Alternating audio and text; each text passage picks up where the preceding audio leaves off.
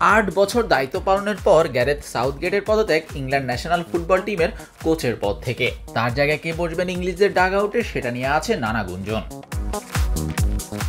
গুঞ্জন উঠেছিল লিভারপুলের সাবেক কোচ ইয়র্গেন ক্লপের নামেও, তবে সম্প্রতি তিনি জানিয়েছেন তিনি আর কোচিংয়ে ফিরছেন না।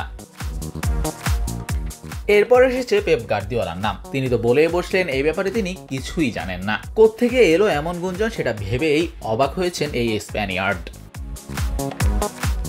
ম্যানচেস্টার সিটিতে আমি ভালোই আছি, এই মুহূর্তে আমি কিছু বলতে পারছি না, আমি জানি না এই গুঞ্জন কোথা থেকে এসেছে, তবে আমি এখানে সুখে আছি। ফুটবলাররা খেলতে নামার প্রস্তুতি নিচ্ছে, সামনে যা করতে হবে তা নিয়ে প্রাণবন্ত হয়ে উঠছে, আমি এখন এসব নিয়েই আছি। 2024-25 সিজনের শেষ পর্যন্ত ম্যান সিটির সাথে চুক্তিবদ্ধ এই ম্যানেজার। এছাড়াও ব্রিটিশ গণমাধ্যমগুলোর দাবি শর্টলিস্টে আছে নিউক্যাসলের head coach Eddie Howe, England আন্ডার-21 দলের কোচ লি কার্সলি এবং চেলসির হেড কোচ গ্রাহাম পটারের নাম।